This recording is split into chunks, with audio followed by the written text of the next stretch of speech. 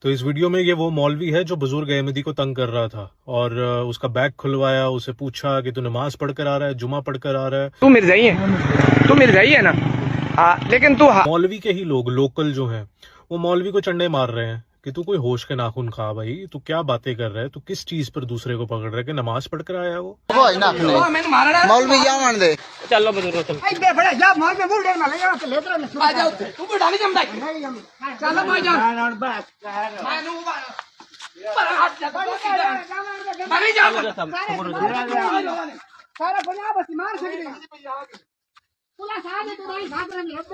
یہ لوگ آپ کے بقول جن کے پاس ڈگریاں نہیں ہیں، جو پڑھے لکھے نہیں ہیں، جن کو شاید لکھنا بھی نہیں آتا، وہ مولوی کو چپیڑے مار رہے ہیں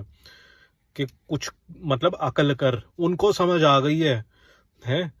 کہ یہ جو ہم کر رہے ہیں احمدیوں کے خلاف کیمپینز، کہ ایک احمدی نماز پڑھ کر آ رہا ہے، ایک احمدی قرآن پڑھ رہا ہے، ایک احمدی سلام کر رہا ہے اور ہم اس پہ پرچہ کر دیں، یہ کوئی بات ہے کرنے کی ہے؟ ان کو عقل آ گئی لیکن آپ لوگوں کو نہیں آئے گی. بندہ بان مولوی جاون کاٹ دو.